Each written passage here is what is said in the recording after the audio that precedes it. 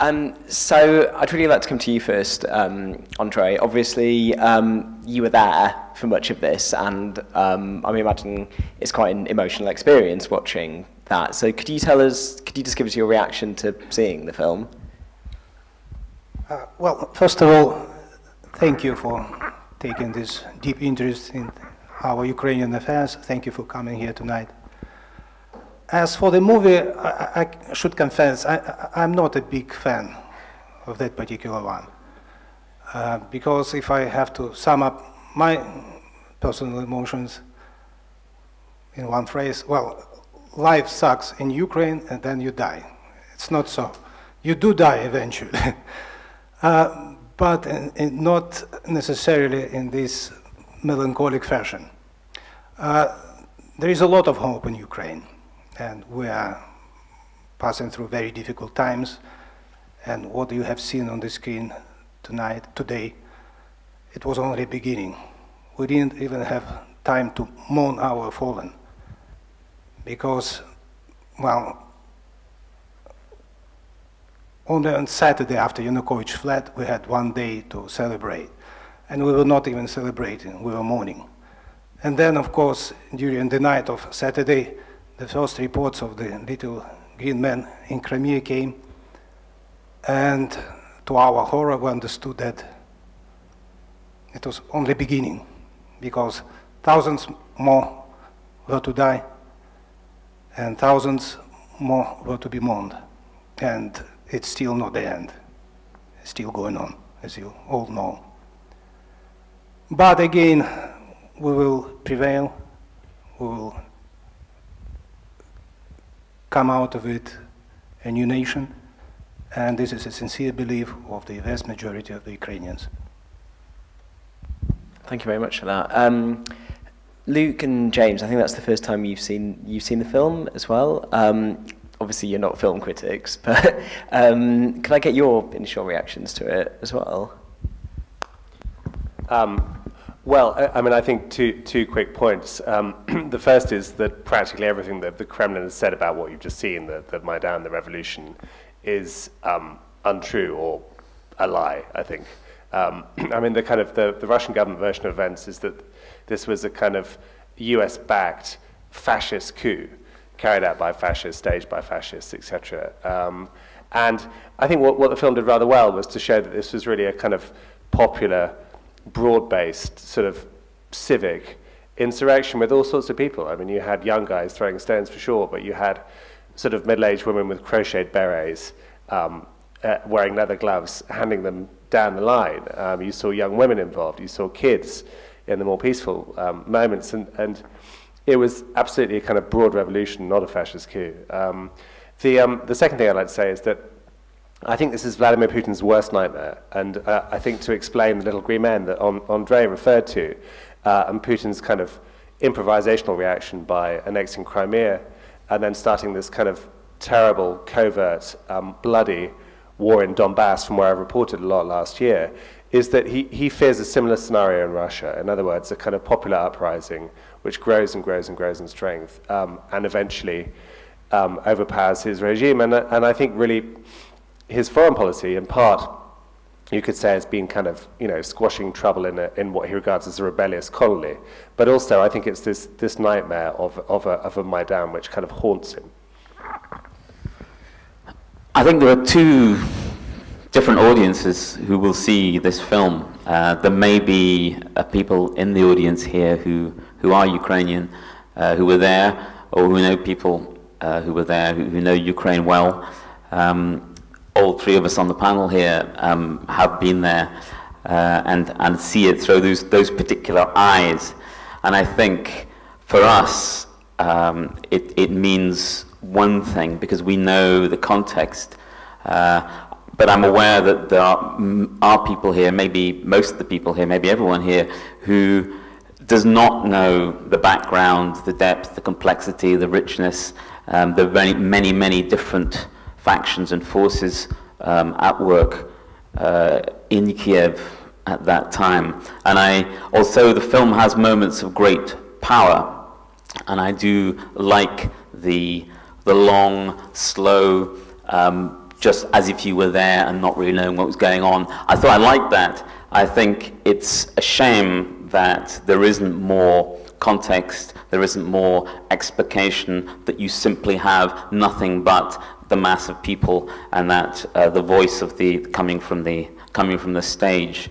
I arrived in Kiev just at that moment, my most recent visit, that is. It was a couple of days after Yanukovych had fled. Wasn't it on Tuesday that the Crimean thing began?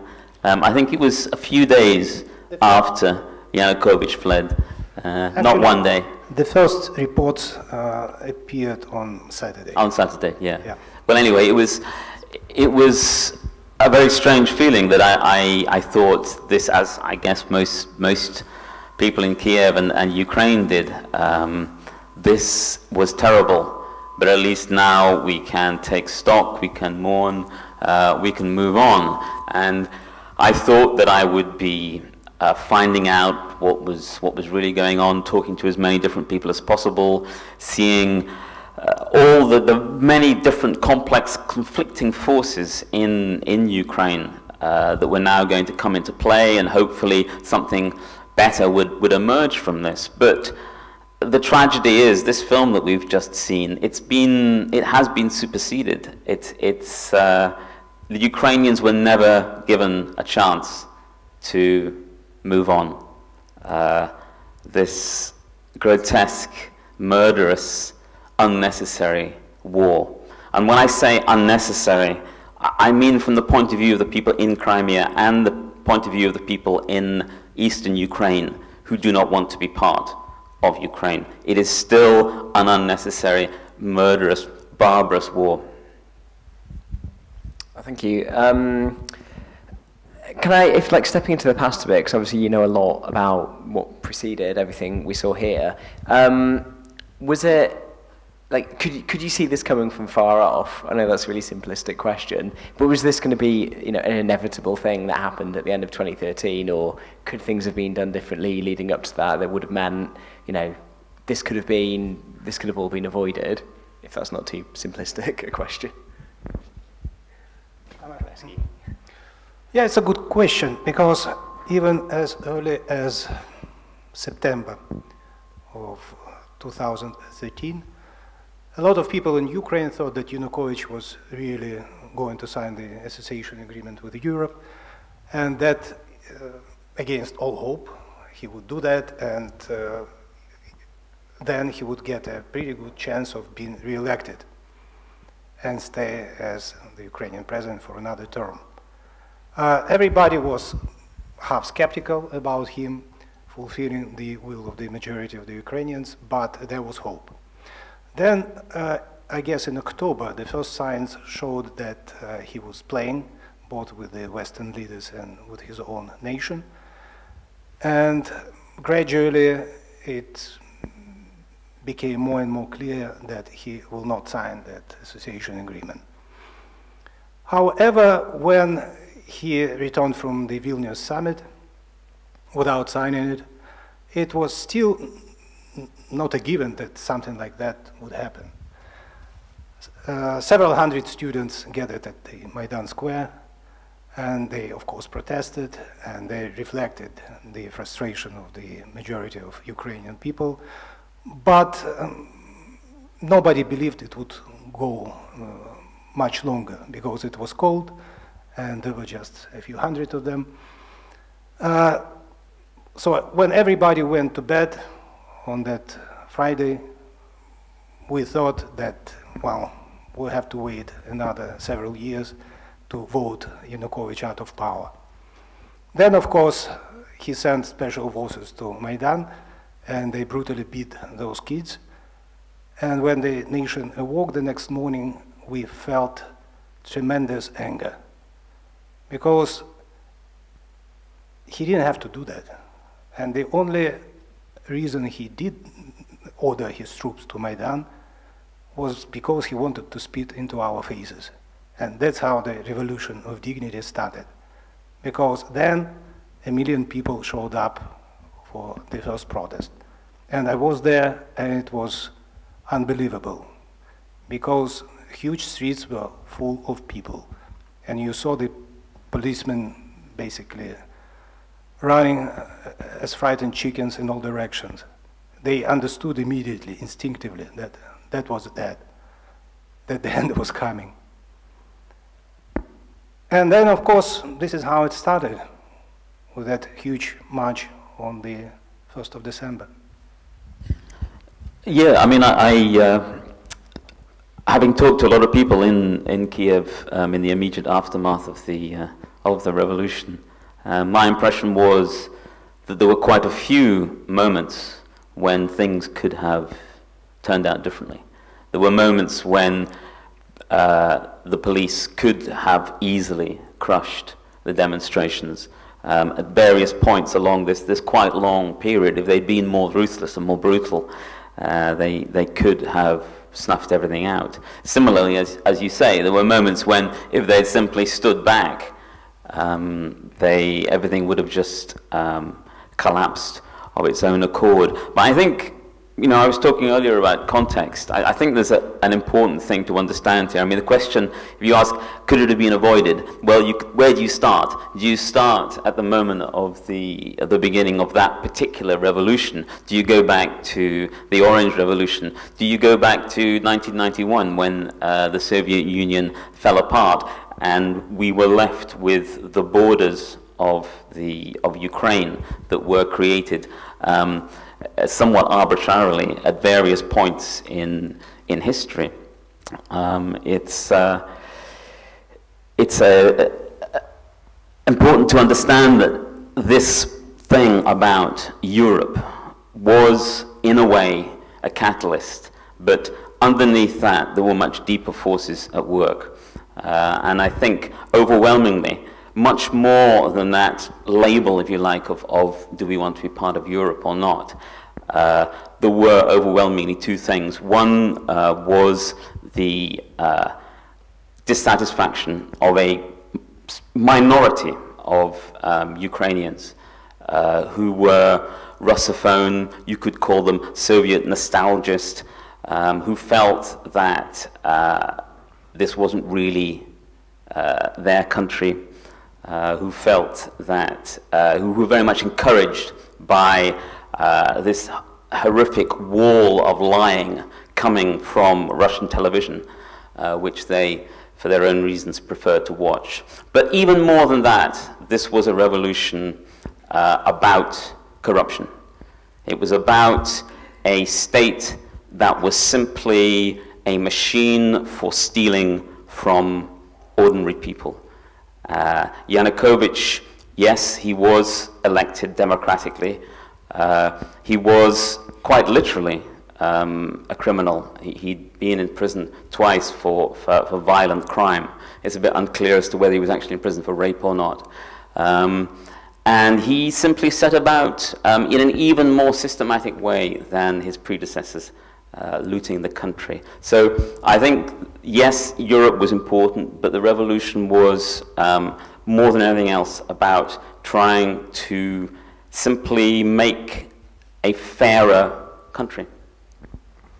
Yeah, I mean, I would just add to that, the next sort of chapter, if you like, which we don't see, it was quite interesting. I was in Donetsk and Luhansk in April and May, and what the Kremlin took away from this was that this whole thing had been orchestrated by the CIA and by Western political technologists. This is what I think they genuinely believe. And so what happened in Donetsk and Luhansk is they kind of sort of set up their own anti-Maidan, which looked not dissimilar to this. I mean, I kind of toured it in Luhansk, and it enjoyed some support. I think we have to acknowledge that in the East, but there were tents, there were pensioners, there was Russian TV, basically broadcast wall to wall, because the suggestion was that what the Western media, et cetera, had lied about what had been happening. And it was this kind of classic Kremlin kind of mirroring operation. But what was different was that you then saw the sort of gradual hijacking of administrative buildings in Donetsk and Luhansk, which are now these two sort of rebel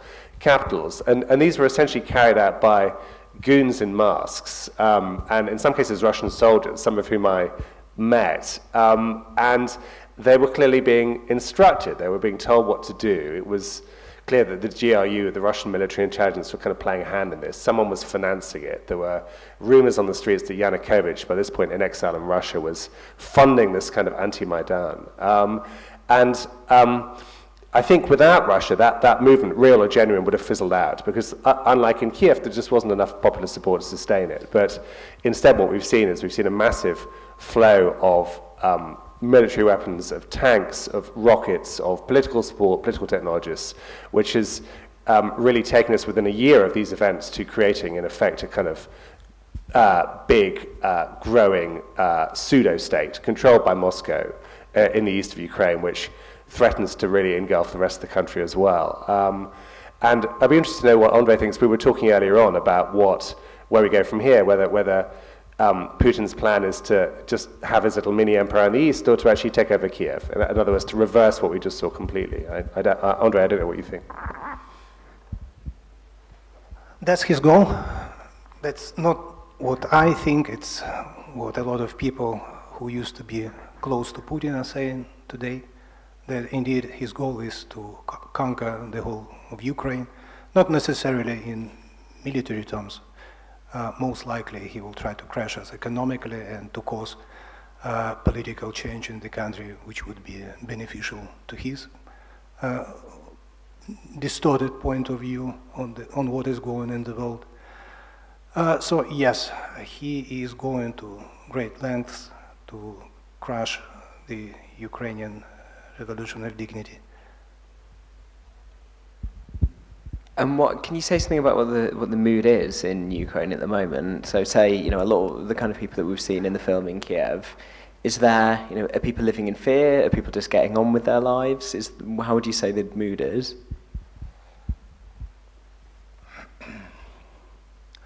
Well, first of all, a lot of people decide to switch off their TV sets, because whenever you switch it on,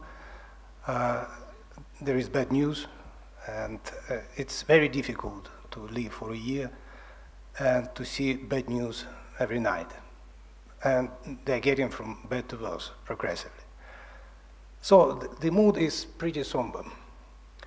And we know that it's not over yet, that with the war and everything, and hryvnia falling and the economy shrinking, it's still not the worst to come. However, there are other emotions too, which are of resolve, which are of anger, first of all against Putin and Putin's Russia, the will to persevere, and people know that we will prevail, because once I was asked by a reporter in 2008, will Ukraine survive the financial crisis? And of course she was 22, so she didn't know probably. I reminded her that Ukraine survived Golodomor, the time in the early 30s when Stalin used hunger as a weapon, and that killed between 6 and 8 million Ukrainians. Then there was, of course, the war, and during that war, Ukraine suffered more than anybody else and lost another 6 to 8 million people. But then we resurrected our country. And even under socialism, Ukraine was one of the most prosperous parts of the former Soviet Union. So we are holding on, and we will persevere. Thank you very much. I'm sure there's some questions out there. If you've got a question, could you put your hand in the air, please? And you're going to need to shout, because we don't have any microphones out there. So maybe stand up and project. Yeah, the man there. One of the things that really struck me about the film was the sheer scale of organising. It wasn't organization, it was self-organization. And it was amazing because it was happening right before your eyes. I was part of it, my friends were part of it, friends of friends were part of it. People just showed up whenever they had free time. I had more of it than the rest because I'm a writer. And I didn't have a boss, so I would go there. I would load my Land Cruiser with chocolates and canned food and whatever else was needed. I would go there and I would do it twice a week. I would spend nights there. And there were leaders who just became leaders because people decided that they could trust them. It is important to stress that we didn't have any leadership in the classical understanding. We kind of had three opposition leaders, three leaders of opposition parties, but nobody regarded them as bona fide leaders. At the end of Maidan, we were calling them three clowns, because all they did was to give false promises to those who were gathering at Maidan and trying to negotiate pretty badly with Yanukovych. So the whole thing was organized by ordinary people. And now some of those leaders who became ones during the revolution, they are in the power, they are in rather Ukrainian parliament, and it's one of the few encouraging things which came out of it all. So again, it was first of all self-organization. Can I just add to that? It's one of the experiences that I've had as somebody who knows quite a lot of people from Ukraine and living in Ukraine in the 1990s, is meeting friends of mine who believe this idea that the whole revolution was designed by the CIA or the European Union, as if they would be capable of doing that. You know, they've been watching too much Russia Today.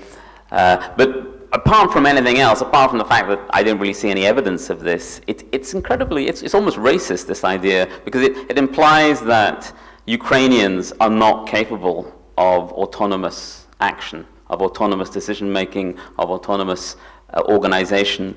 Yeah, I mean, I'm sure that I know that there are a small number of quite unpleasant groups within the revolutionary organization, but on the whole, they're perfectly capable of autonomous action as anyone is, and to suggest that any people are not capable of making their own revolution without outside help is an extremely chauvinist attitude. I totally agree with James on that, but just one person we haven't discussed so far is Petro Poroshenko, the current president of Ukraine. Andrei and I were talking in the lobby, and he was recalling how he met him on the barricades, you know, briefly, but this was kind of Poroshenko's finest hour. He actually turned up at Maidan. At one point, he was trying to calm crowds down. Some more kind of extreme people in the crowd sort of chucked stuff at him, and he had to kind of flee. But really, this was the springboard for him to the presidency. I think without Maidan, we'd have no President Poroshenko. And he after years in which sort of politicians from all parties had disappointed, the Orange Revolution had kind of collapsed, basically in acrimonious sort of squabbling between Yulia Tymoshenko, who's practically, I wish she was in prison at the time of this, all of this was kind of filmed, and Yushchenko. We have Poroshenko taking over, and I mean, it's an interesting question whether he's the right man for the job. I mean, he's by no means sort of perfect. I think Andrei was saying he'd prefer someone more Churchillian, but I think in the current difficult circumstances, he's probably the best president that there is or could be. Great. Other questions out there? I've been living in Egypt the last 4 years, and one thing that struck me from looking at this film was, as differences between Tahrir Square and Maidan, was the role played by religious leaders. Especially in the early days in Tahrir, when the religious leaders took to the stage, there was quite a lot of tension, and should they be there, resentment. And as we know, over time, the Brotherhood kind of took over the revolution. Was there any tension, or were people just purely happy to see religious leaders play such a prominent role in Maidan?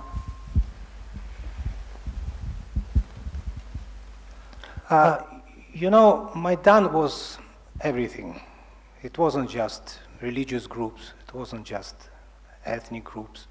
It was a big pot of everything. It was a very tolerant place.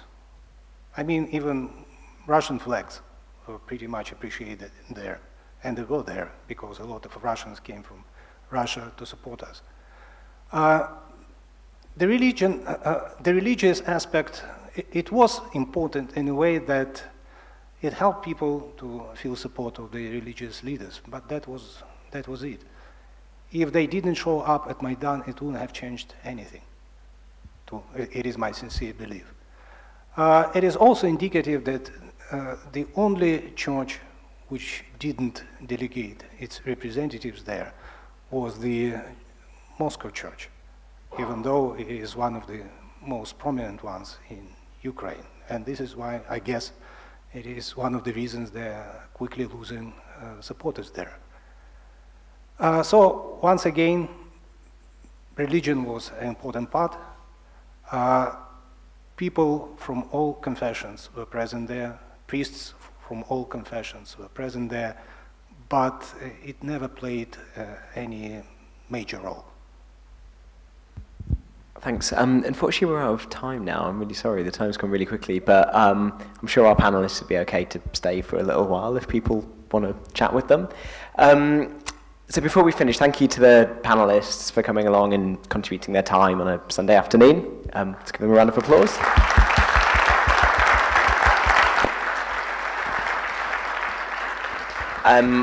And I'd also just quickly like to thank our camera crew, who've very kindly come along and done this, and also the staff of the Rio, who've been brilliant doing this event. Do check the Guardian Live website for future Guardian membership events, and especially do come to the next one of these Doc Sundays, which is in 4 weeks' time, and is Kim Longinotto's Dreamcatcher, which is a totally different kind of documentary, but equally as brilliant. So thank you for coming, and hope to see you soon. John Young says something regularly, which I think is great. He says, Mars is further away than most people think. And John knows